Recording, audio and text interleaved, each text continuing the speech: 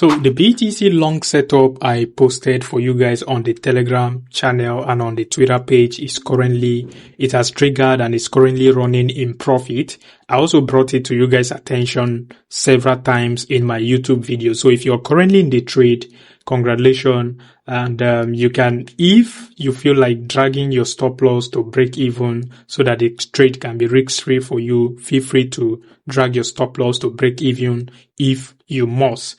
So although I'm not that impressed with the reaction we got from the 75,740 price level for BTC, but fingers crossed, let's see how it goes. It's not over until it's over.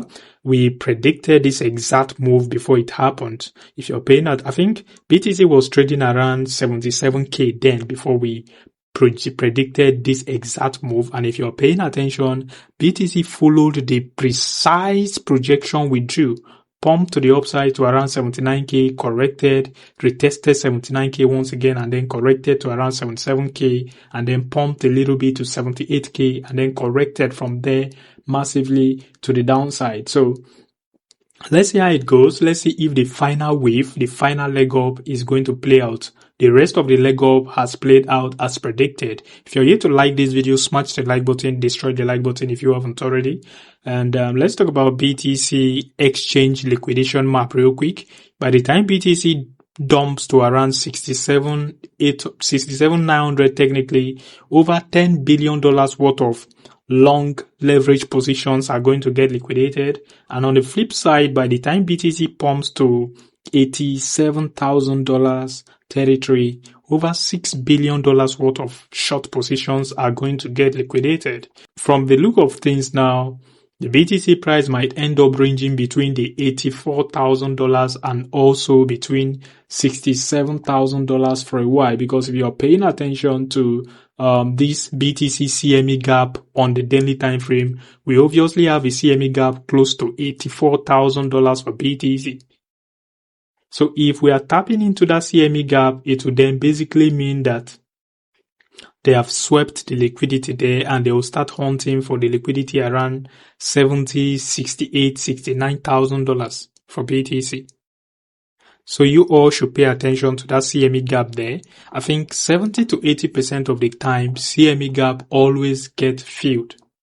That is just the truth. Smash the like button if you are here to of this video.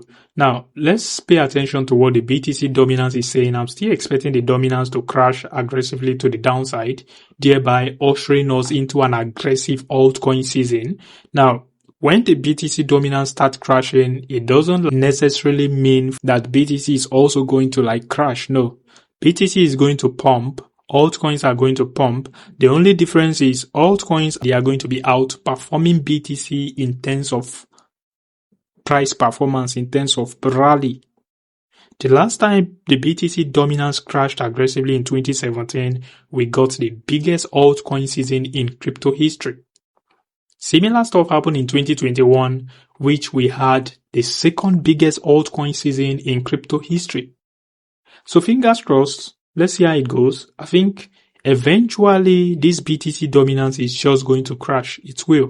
An invalidation of this potential altcoin season would be the dominance closing above 65% territory. The moment we are closing there, flipping there into a support, then it's game over for altcoins.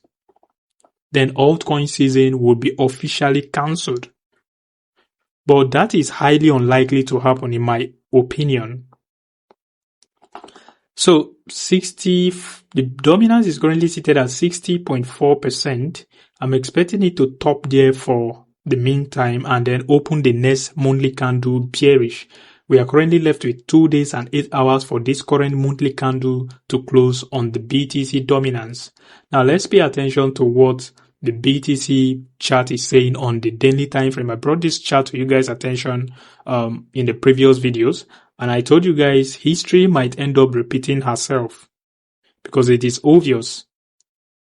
The first pattern that printed, BTC tapped into 97, 98k territory and then got a rejection from there. And also the MACD line crossed below the signal line as well, which is a bearish signal.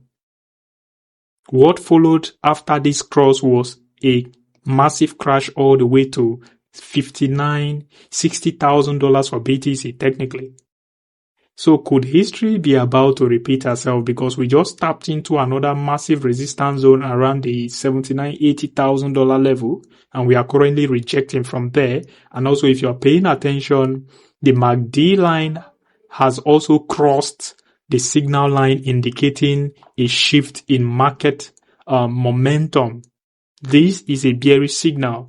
The last time we crossed when we were trading close to 97, 98K, we plummeted to the downside.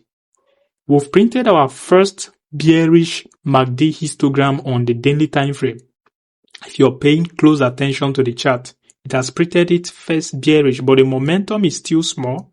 So I think if the market makers are going to hunt this, where is it? The CME gap here around $84,000, $83,000 level, then we are likely to get a sharp pump to that level to take out those liquidity there before crashing to around $67,000, $68,000 for BTC.